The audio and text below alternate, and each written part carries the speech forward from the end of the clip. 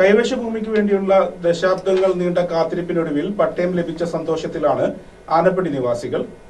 Bridal craft the wedding mall, Pan Bazaar, Tirur.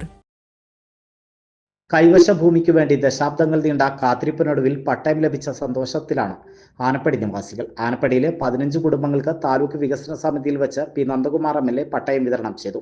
പരേതനായ കുഞ്ഞു മുഹമ്മദ് ഹാജിയുടെ കൈവശത്തിലുണ്ടായിരുന്ന മിച്ചഭൂമി 1980-ൽ സർക്കാർ ഏറ്റെടുത്തിരുന്നു.